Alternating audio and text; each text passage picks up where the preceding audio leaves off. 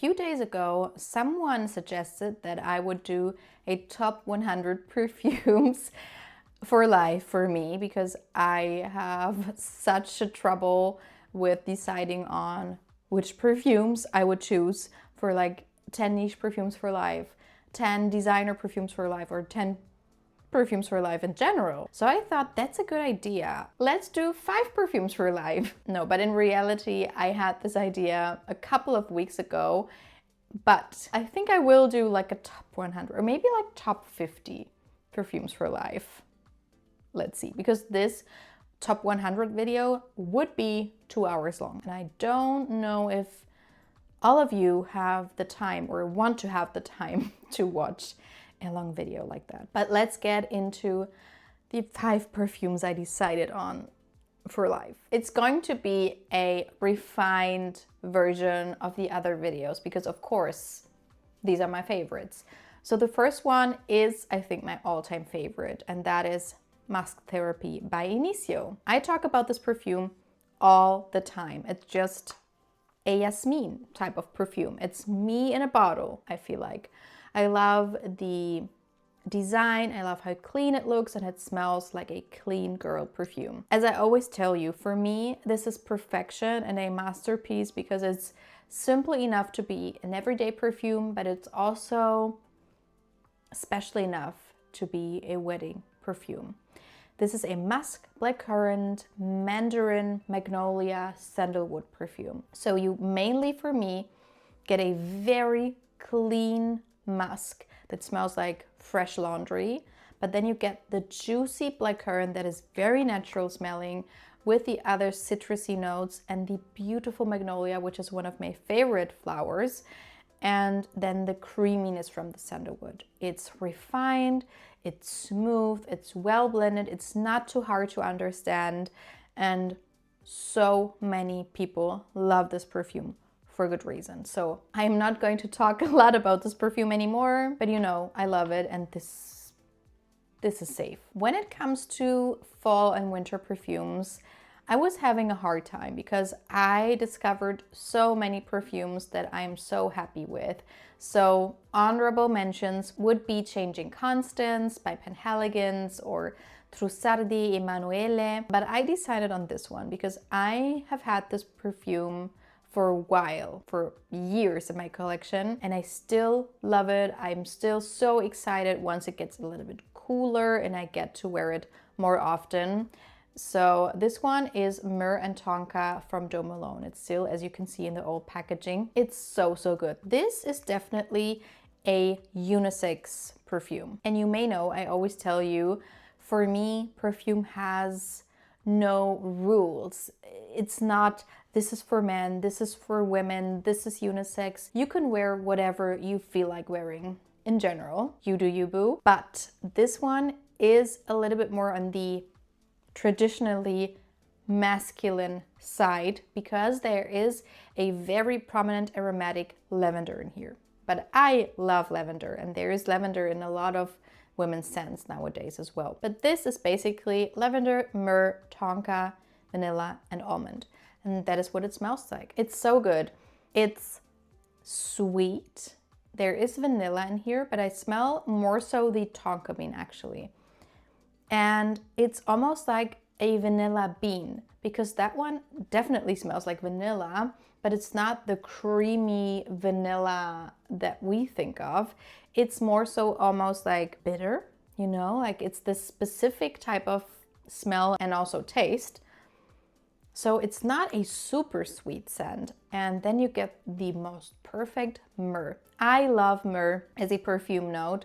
I think it's such a nostalgic smell to me. There is vanilla in here, as I said, but it's definitely pulling a little bit cooler, and it reminds me of standing in front of a church and you smell like what the church smells like inside, but you are outside and it's maybe snowing, and that is what I imagine in my head. It's so good, so unique. I've never smelled anything like it. It's definitely a little bit like Zara had this vanilla collection, right? And it smells a little bit like the, what was the vanilla called that was so shocking? I forgot the name, but it smells a little bit like that. And it also smells a little bit like Hypnotic Poison by Dior on my skin. Like if you put those two together, you get an idea of what this smells like, but then you have those other touches. So nice, so good. For summer and vacations, there is nothing that beats Virgin Island water for me. So this one is the ultimate summer perfume, or maybe even the ultimate holiday perfume. I don't even know if this is supposed to be for men. It says for women and men. Okay, because this one as well has this traditionally masculine character to it when it comes to the base, but then again, the top and the middle, not at all. So to me, anyone can wear it. I certainly love it. So to me, this smells like a mojito on a tropical island. If I see the notes, I'm like already on vacation. Coconut, lime, bergamot, ylang ylang, hibiscus, white rum, sugarcane, musk. There is something woody in here that I smell, but this is just so good. I smelled others that smell similar to it, but nothing beats this one to me. The performance, how refined it smells, and to me, this was so surprising because Creed to me is such a traditional and more elegant British house. And this to me is such a fun perfume.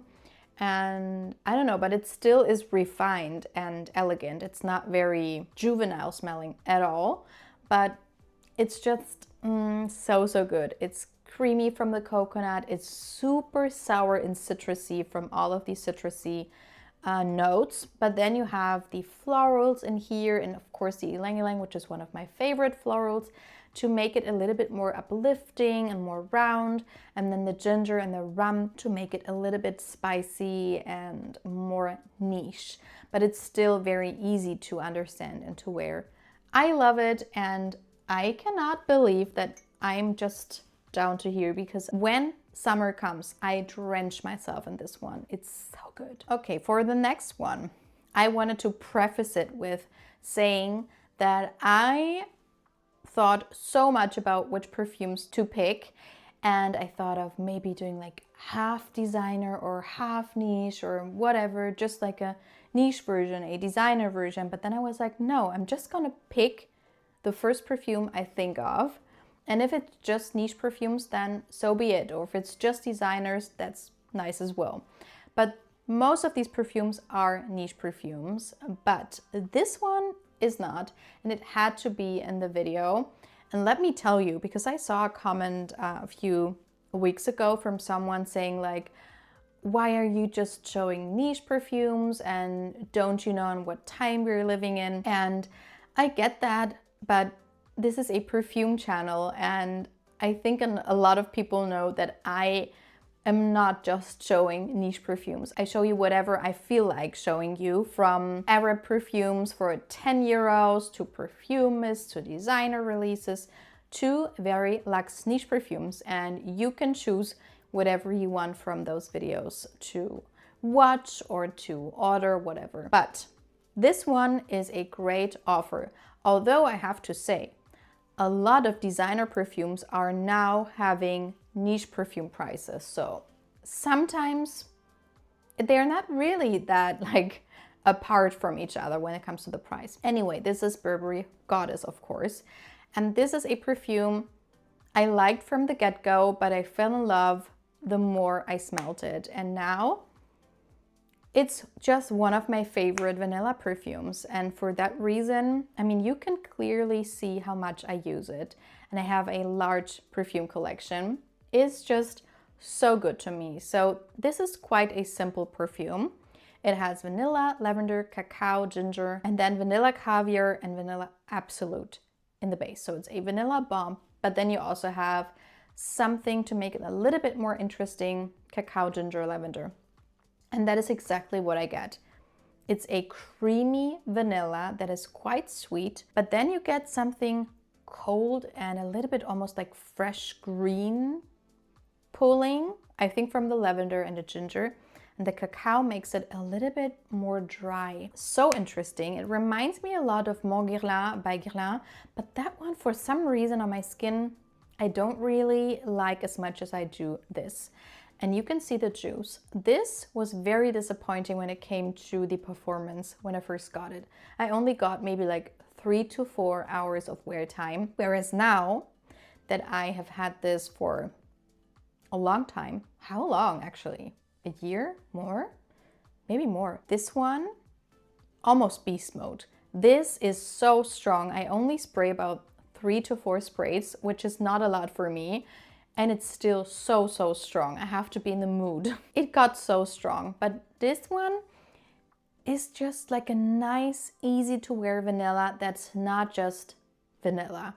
And there is this generic designer DNA going on in that perfume, and I don't really know what it is. Maybe it's the sort of perfume notes that they chose. I don't know what it is, but I still love it a lot. Love the packaging, and I love that Burberry came back, because for so many years you could only basically buy the other perfumes from their house on like discount shops for so inexpensive. And now they're like back. They came back with a bang with this one. So for the last perfume, I of course had to pick a tea perfume. And it was very hard as well. I usually would have picked Thé Yulong by Armani. It's still, I mean, I wanted to wear this yesterday and I could not really get anything out. So this is basically empty. But then I thought, I really appreciate this new one that just gives me the performance that this one unfortunately still does not give me. So this one is like a 3 to 4 hour wear time, and this is very expensive, but I still love it so much.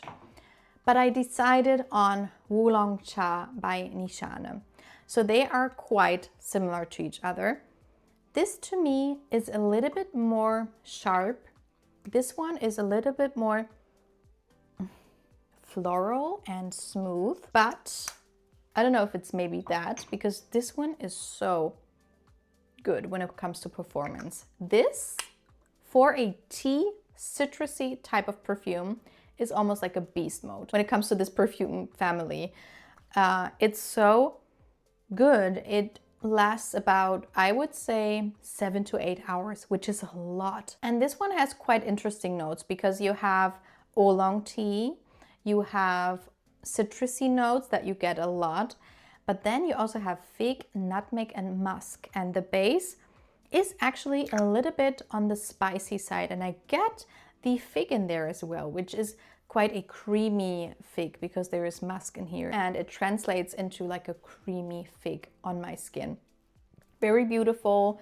Nishane is for me a very niche perfume house. A lot of their perfumes are for the acquired taste, but I have some in my collection that I feel like are very easy to understand. And if you like perfumes like Thé Yulong or green tea from Elizabeth Arden, those types of perfumes, but you are sad because they do not last on you, this one is it. Okay, so these were the 5 perfumes I decided on. I'm going to end this video before I'm changing my mind, but I hope you enjoyed the video. Let me know which 5 perfumes you would choose. And also let me know if you would watch a top 50 or even top 100 perfumes for live. And I hope to see you in my next video. Bye!